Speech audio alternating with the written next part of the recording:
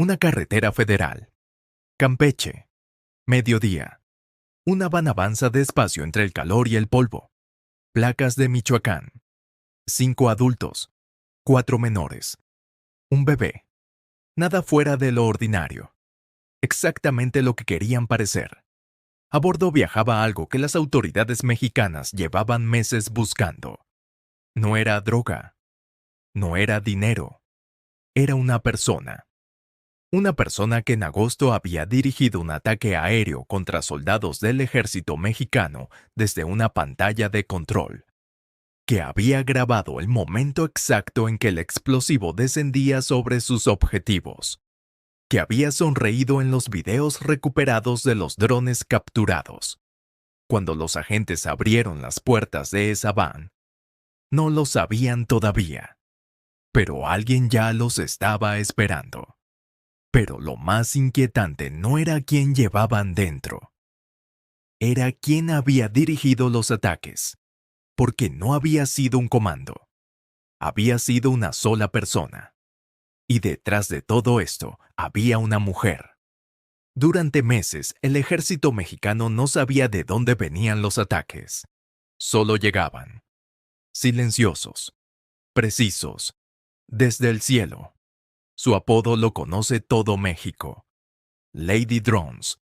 2 palabras que resumen algo que hasta hace pocos años parecía imposible. Una operadora que atacó al ejército mexicano sin salir de tierra firme. Que estuvo meses como fantasma en informes clasificados. Hasta que un filtro vehicular en una carretera de Campeche lo cambió todo. Hoy vas a ver la historia completa. Cómo el CJNG construyó la primera unidad de guerra aérea criminal del hemisferio. Cómo una mujer se convirtió en su pieza más valiosa. ¿Y por qué todo esto costó menos que un iPhone? Quédate hasta el final. Porque la última pregunta de este video es la que nadie en ninguna conferencia de prensa está respondiendo. En la sierra hay zonas donde un soldado puede morir sin ver a su atacante. No hay carreteras. No hay línea de visión clara. Solo montaña, barranca y silencio. Durante décadas eso fue una ventaja para el ejército. Helicópteros. Visión aérea. Control del cielo. El crimen organizado peleaba desde abajo. Siempre desde abajo. Hasta que alguien dentro del CJNG hizo una pregunta que cambió todo. ¿Qué pasa si nosotros también tenemos el cielo? Y aquí es donde la historia se complica. Porque la respuesta no vino de un proveedor de armas. No vino de un contacto militar. Vino de una tienda de electrónica. Guanajuato. Un dron rudimentario. Pólvora negra. Sin bajas. Las autoridades lo descartaron. Error. Porque mientras el Estado minimizaba la amenaza, el CJNG ya estaba en su segundo prototipo. Para 2019, los reportes se habían multiplicado en 4 estados. Ya no eran artesanales. Eran cuadricópteros comerciales, modificados con sistemas de liberación de carga explosiva. Operación nocturna. Alcance de 2 kilómetros.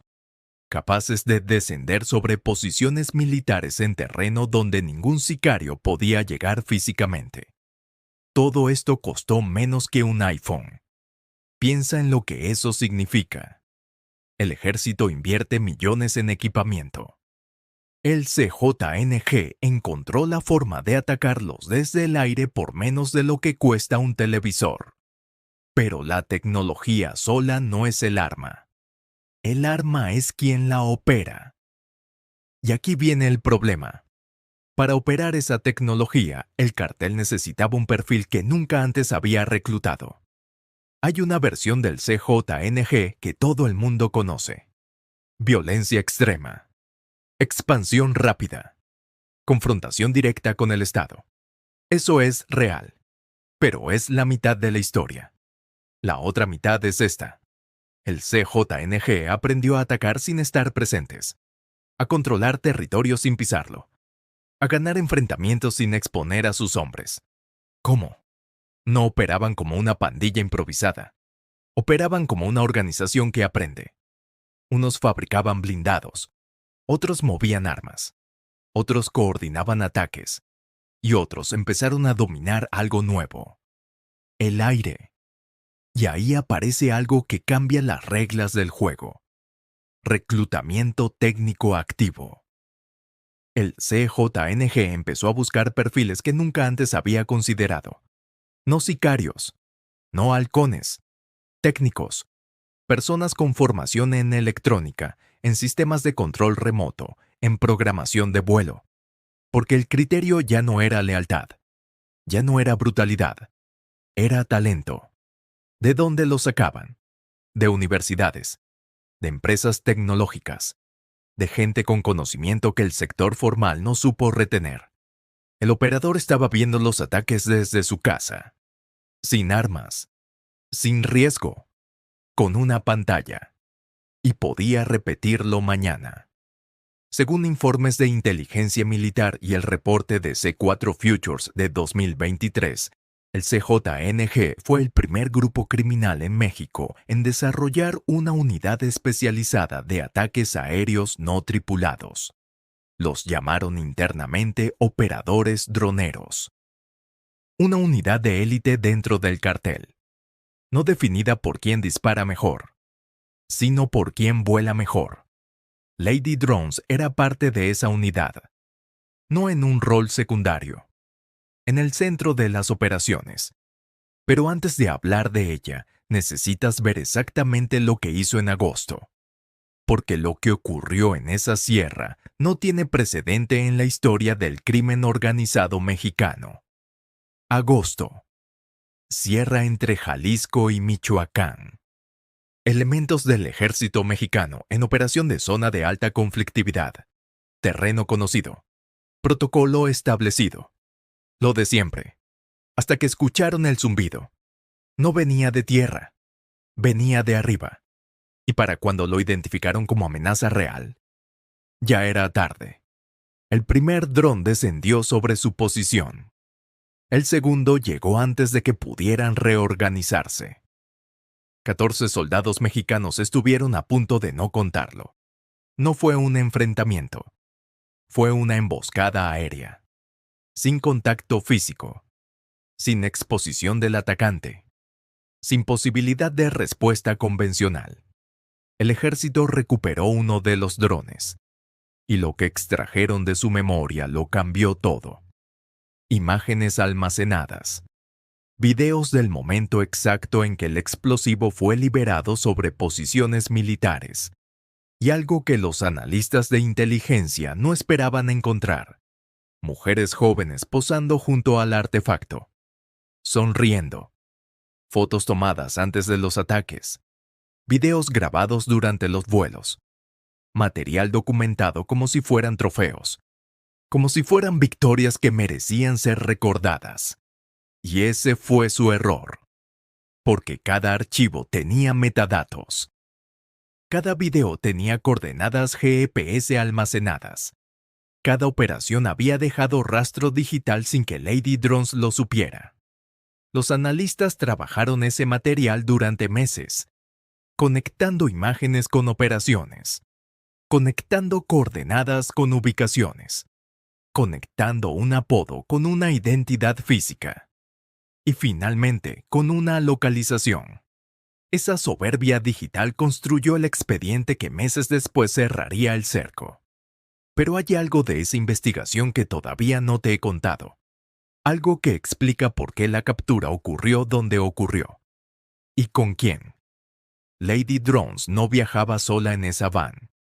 A su lado viajaba José Roberto Sánchez Cortés, alias el 80.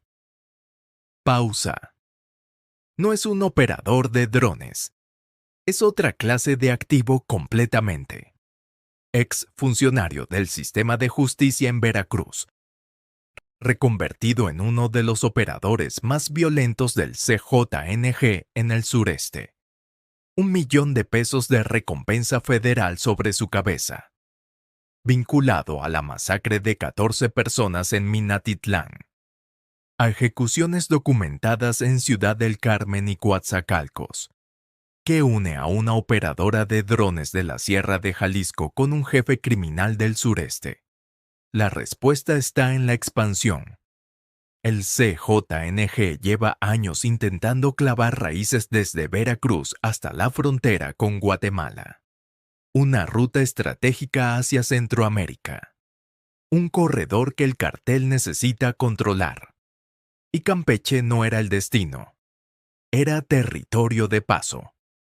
Una carretera federal donde una van con niños a bordo no levanta sospechas. Esa era la lógica. Ese fue el error de cálculo. Porque el sureste ya no era el territorio desprotegido que el CJNG había estudiado. La Secretaría de Seguridad de Campeche había activado semanas antes un protocolo de vigilancia reforzada. Arcos de seguridad inteligentes.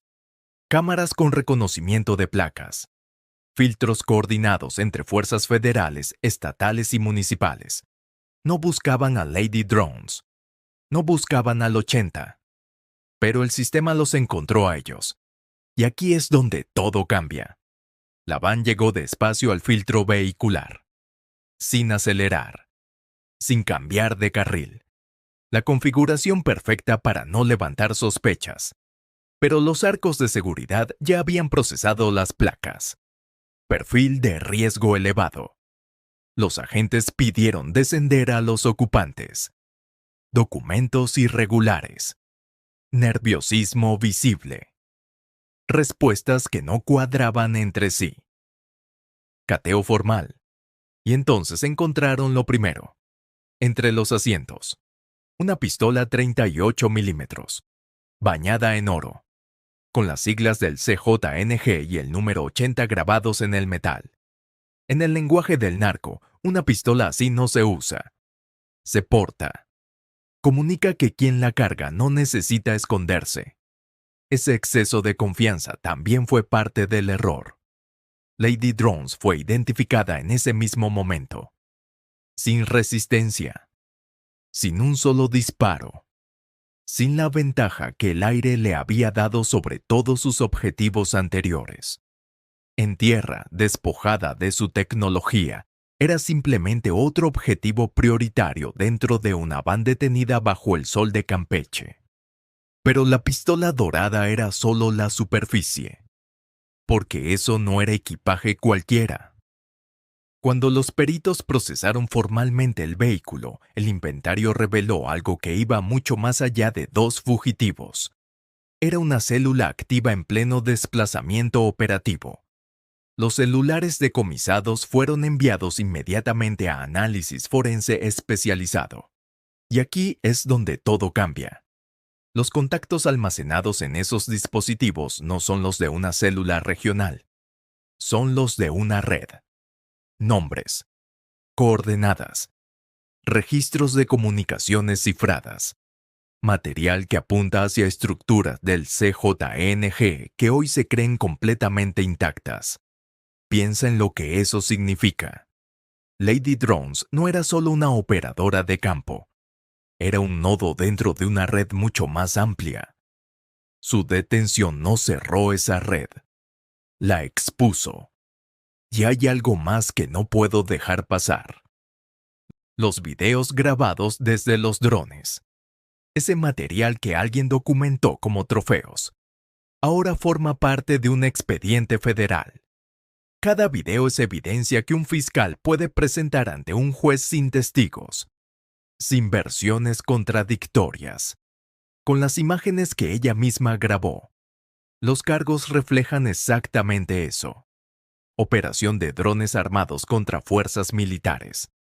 Homicidios mediante explosivos transportados aéreamente. Participación activa en estructura de delincuencia organizada. Cada ataque documentado, un cargo adicional. Para el 80 el panorama es igualmente terminal. Masacre de Minatitlán. Ejecuciones documentadas. Liderazgo de célula activa.